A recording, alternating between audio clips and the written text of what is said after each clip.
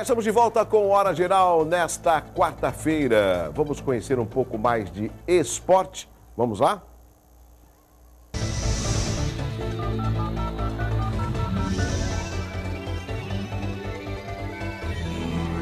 Na manhã de ontem, na Vila Belmiro, o zagueiro do Sub-20 do Santos, Vitor Santana, assinou o seu primeiro contrato profissional. Neto do ídolo Clodoaldo, o atleta agora tem vínculo com o Peixe até março de 2018.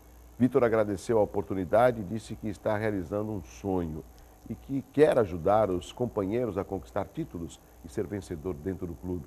Clodoaldo acompanhou o atleta no momento da assinatura e não escondeu a felicidade de ver que sua família continuará defendendo o Santos. O próximo desafio de Vitor com a camisa do Peixe será no dia 9 de maio pelo Campeonato Paulista Sub-20, ainda sem adversário definido. Um abraço ao meu grande amigo Clodoaldo, que eu sempre encontro aqui pelos bairros de Santos, e boa sorte para o Vitor. Bom, quem está aqui no estúdio é minha amiga Naira Rodrigues, fonoaudióloga e ativista dos direitos de pessoas com deficiência. Deixa eu dar um beijo aqui na Naira, tudo bem? Bom dia, Douglas. Bom recebê-la aqui no Hora Geral. Eu digo amiga porque a gente já tem uma amizade já há um bom tempo, os nossos filhos estudaram juntos, né? Mas você continua jovem. Mais ou menos, né, Douglas? O tempo passa para todo mundo. De convidá-la mais uma vez no Hora Geral, porque eu me deparo com algumas situações e eu sempre tive um respeito grande por você, porque você é uma pessoa inteligente, é uma pessoa direta, é uma pessoa objetiva, uma pessoa que luta pelas pessoas portadoras de deficiência e, tristemente, no nosso país, as pessoas que são competentes, que falam a verdade e que lutam, elas não têm tanto espaço. Eu nunca teria receio de me apresentar, de responder quando indagado, mas tem pessoas que se escondem. Essas pessoas a gente deixa de lado. O telespectador vai entender o que eu estou falando. Por que será que é tão difícil a implementação de políticas públicas para as pessoas portadoras de deficiência? E aqui eu destaco Santos e também, se a gente chegar nas outras cidades, então, pior ainda. O que falta para ser cobrado? O que falta para ser respeitado, Naira, no seu entendimento? Bom, Douglas, primeiro, obrigada pela oportunidade de mais uma vez estar vindo ao seu programa. Bom dia aos telespectadores. Na verdade, a população com deficiência ainda é uma população invisível para os governantes. Não somos prioridade, né? É muito simples perceber quando a gente vai conversar com algum gestor público e ele geralmente faz aquela cara de ponto de interrogação enorme e fala, mas do que você está falando mesmo, né?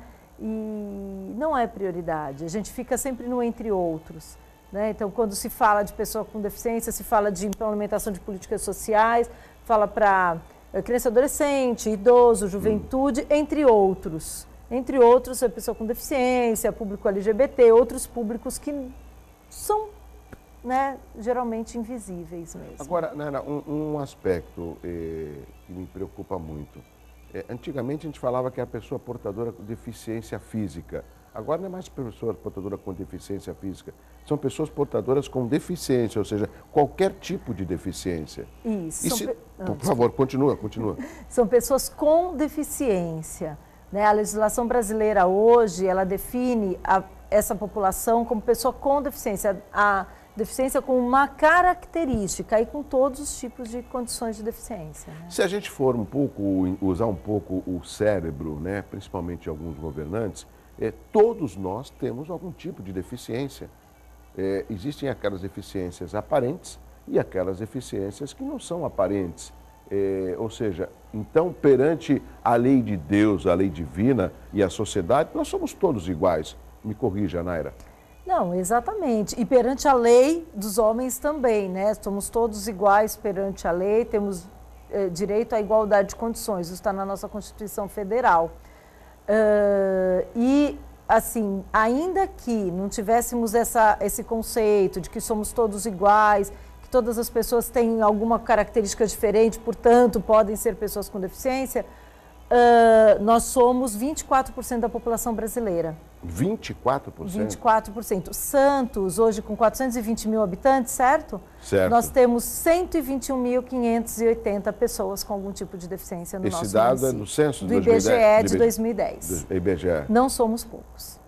Exato. Se pensar que cada uma dessas pessoas tem pelo menos um familiar, né, a gente tem mais da metade da população relacionada a esse tema. Agora, Naira, o que me preocupa nesse teu relato é o seguinte: se nós temos, segundo o IBGE de 2010, mais de 100 mil pessoas com um tipo de deficiência em Santos, eu diria que uma boa parte dela não está inclusa na sociedade, ela está recolhida no seu lar. Não sei se você concorda comigo. Sim, sim. Ou institucionalizada, né, Douglas? Nós temos um histórico de institucionalização, de segregação mesmo, por ausência do Estado, né? Então, enquanto os governos, o poder público não assume o seu papel, a sociedade assume, de alguma forma, né? E faz um papel importante. Só que, ao longo da história, muitas pessoas com deficiência ficam segregadas. E nesse contingente populacional, nós temos um grande número, que é a maioria desse número de pessoas com deficiência, que são pessoas que estão se tornando pessoas com deficiência pela dificuldade de acesso aos serviços, né, de saúde, de educação e de assistência. Isso é muito sério. Naira, eu fui pego de surpresa, você não está mais à frente do CONDEF? Não, me desliguei do CONDEF no início de março. Na verdade, por questões pessoais e profissionais, eu tive que me desligar, eu já não podia me dedicar tanto ao Conselho como eu gostaria, como o Conselho merece. Nós estamos em ano de Conferência Municipal e de Conferência Nacional. Vai acontecer quando? A Conferência Municipal acontece 25 e 26 de junho. Junho. Isso, desse ano. Inclusive, quero chamar os telespectadores do programa para participar das pré-conferências que começam agora em abril, maio. O Conselho vai fazer pré-conferência em todas as regiões, em todos os bairros da cidade. É importante, inclusive, Douglas, a Conferência Municipal terá como tema a transversalidade nas políticas e nos poderes. Então, a Conferência Municipal segue, né, a diretriz da Conferência Nacional e chama todos os poderes constituídos para debater esse tema. Então, vão ser chamados Poder Executivo, Poder Legislativo, Judiciário, as instâncias da sociedade e do governo para discutir o tema da pessoa com deficiência. Vai acontecer em junho, vai ser onde? Na União de Santos? Não sei exatamente, porque ainda está em fase de organização, e como eu me desliguei, eu não estou participando ativamente. E é o CONDEF que vai... O Conselho. O Conselho. Sim. Hoje quem está à frente do Conselho é o Luciano Marques? Luciano Marques foi eleito, foi reconduzido, né? Ele já foi presidente do Conselho. Como eu, é um dos fundadores do Conselho de Santos. E o Conselho de Santos esse ano faz 25 anos. Né? São 25 anos de CONDEF no município de Santos, de muitas conquistas, mas ainda muitos desafios, né? Naira, e vocês continuam ali ainda na Conselheiro, naquela salinha pequenininha? Conselheiro Neves, número 267. Você estava lá ainda? Sim. Você, a Célia? Sim. Tem mais uma funcionária só? Isso, são duas funcionárias que nós temos, a Célia Diniz e a Rita Matos. Que são cedidas da Prefeitura. São cedidas da Prefeitura. A Célia é lotada na Secretaria de Defesa e Cidadania, a Rita é cedida pela Saúde. E as duas atuam lá já há muitos anos e recebem toda a população lá. Naira, como é que você vê a política para pessoas portadoras com deficiência, ou melhor, para as pessoas com deficiência aqui na cidade de Santos, que é a cidade que você vive, mora, esteve à frente do CONDEF, então você tem como dar um diagnóstico para o nosso telespectador. Fique à vontade. Pergunta difícil, mas, na verdade, o que a gente tem hoje é um município que, infelizmente, não está investindo o que poderia e nem captando os recursos que poderia captar para a política da pessoa com deficiência. Já foi bem mais difícil, mas hoje a gente tem, inclusive, recurso federal. Santos aderiu em 2013 ao Plano Viver Sem Limite, por articulação do Conselho. O Plano Viver Sem Limite destina recurso federal de várias áreas para política da pessoa com deficiência. A única política implantada no município foi a de residência inclusiva pelas CEAs. Na saúde, nós ainda estamos em processo de construção, mas não conseguimos ainda implementar as ações. A educação continua implementando, também tentando incrementar. Nós recebemos no final do ano passado 2 ônibus adaptados para as escolas, mas ainda temos dificuldades muitas nessas áreas. E eles já estão funcionando esses ônibus? Já. Esse Você diz que são poucos? São 2 ônibus adaptados que vieram do Ministério da Educação para o município. O que acontece é que nós temos dificuldades ainda na inclusão educacional, né? Nas escolas regulares, na questão da desinstitucionalização, nos papéis das escolas. Mas eu faço aqui um agradecimento público para a secretária de Educação, a professora Venúzia, que é uma pessoa muito empenhada, né, e que tem muito boa vontade. Mas eu acho que ainda falta muito. A gente poderia ter buscado mais recursos, né, inclusive para acessibilidade no Ministério das Cidades, mas eu percebo, às vezes, uma pequena dificuldade de articulação com outras esferas do poder, né, no nosso município. Então, a gente fica um pouco para trás. Agora, isso é triste, porque você fala de um plano que foi assinado pela Prefeitura e existe no Ministério das Cidades, inclusive quem vai estar sábado aqui é o ministro das Cidades, que é o Gilberto Kassab. Eu vou até levar esse pleito a ele, se você me autorizar, claro. para saber o porquê que não está tendo esse retorno dessas verbas para a cidade de Santos. E o que é mais triste, Naira, eu fico imaginando você, que é um ativista, uma pessoa combatente, é que tem a verba, tem o plano. Então, por que ele não está em curso? Por que isso? Na verdade, né, Douglas, todo o recurso que a gente vai buscar, ele é mediante projeto. Então, a gente tem que fazer uma articulação, tem que apresentar projeto dentro de algumas diretrizes. E eu acho que aí está a dificuldade, né? Quem faça, operacionalize isso e leve adiante. Mas teria que ser o executivo. O executivo, é o executivo. O conselho, até por conta de ter representação junto ao Conselho Nacional de Direitos da Pessoa com Deficiência, nós fizemos algumas articulações, tanto que nós estamos conseguindo trazer uma central de interpretação de Libras para Santos, pelo Plano Viver Sem Limite, mas foi uma articulação do Conselho com a Secretaria Nacional de Promoção de Direitos da Pessoa com Deficiência, e os equipamentos dessa central estão chegando agora, acho que ainda nos próximos 2 meses a gente já tem todos os equipamentos, incluindo o veículo, né, para levar os intérpretes nos locais onde precisa atender surdos. Excelente. Mas assim, veja bem, foi uma articulação do Conselho, né? Lógico, e faz parte do Plano Viver Sem Limites? Do Plano Viver Sem Limite, tá. Então, isso aí foi uma solicitação que vocês fizeram e vocês conseguiram quando você estava à frente do CONDEF? Isso, foi no final do ano. Ótimo. E quantos ônibus virão desse? Não, esse é assim, são os equipamentos de tecnologia, porque a Central de Intérprete de Libras é um local que, inclusive, eu já tive a notícia, vai ficar dentro do Departamento de Cidadania, ali na Campos Salles. Sim, no canalzinho Campos Salles, ali, né, 128. Vai ficar lá. Então, fica um equipamento para videoconferência e ficam intérpretes lá. Quando houver, por exemplo, uma necessidade de atendimento de algum surdo numa unidade do município, a videoconferência pode ser acionada via Skype, alguma coisa assim, e o intérprete está lá. Quando for algum atendimento agendado, por exemplo, numa unidade de saúde, né, o intérprete vai até lá. Então, o carro vai levar esse intérprete até o local, até um posto de saúde, uma policlínica, um ambulatório ou um outro equipamento do município, como for planejado, né? E o planejamento está por conta do executivo, a gente no Conselho não tem muito contato com isso. Mas isso resolve ou minimiza um problema que o município tem há muitos anos, né, de não conseguir atender pessoas surdas, usuários da língua de sinais, nos seus equipamentos, né? Então, a gente, no CONDEF, muitas vezes, pessoas surdas iam lá conversar com a Célia e com a Rita, que as duas usam, né, falam língua brasileira de sinais, para dizer o que eles queriam, por exemplo, numa policlínica ou num estabelecimento qualquer comercial. Elas escreviam num papel e eles levavam o papel até o local para poder ser atendido. Você sabe, Naira, essas coisas que a gente ouve, a gente fica assim meio triste.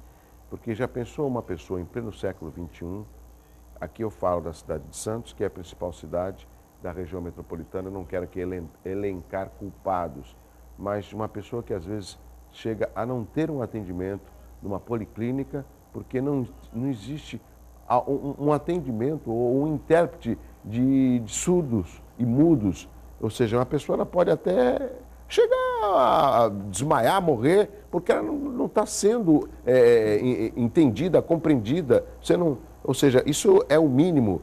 E essa resolução não é de hoje, né? Não. Dessa obrigatoriedade de ter Não. Inclusive, o município, agora, um aspecto positivo, fez o treinamento de um número grande de profissionais de todos os serviços, de todas as áreas em Libras. Então, nós temos um número de funcionários servidores públicos no município, já com curso de Libras, para facilitar esse atendimento. Naira, um outro aspecto que aí envolve a população, e eu quero a participação pelo 30416777, a produção pode até colocar as imagens. Eu vejo ainda muitas dificuldades das pessoas com deficiência ao atravessar a rua, ao caminhar pelas calçadas, muitas delas totalmente remendadas, esburacadas, ou seja, e nós percebemos isso porque estamos, pelo menos nas ruas, nós somos únicos, somos iguais, né? O que você poderia falar a respeito da falta, da carência de acessibilidade e essas dificuldades que as pessoas com deficiência têm na hora de se locomover? Douglas, infelizmente, assim como somos invisíveis ao poder público, somos invisíveis para grande parte da população. E as pessoas acabam não cuidando do espaço coletivo, né? As calçadas em Santos estão terrivelmente destruídas, com ocupação indevida, né? Então, agora eu vindo para cá da minha casa, eu moro pertíssimo daqui, mas eu passei por calçadas onde tinham entulhos, caixas de papelão, mudança no meio da calçada, calçadas quebradas, e isso, né, a gente sabe que em Santos as calçadas são de responsabilidade dos proprietários dos imóveis, né? E você encontra piso tátil nos locais onde você percorre? Ou é raro? É raríssimo, raríssimo, raríssimo.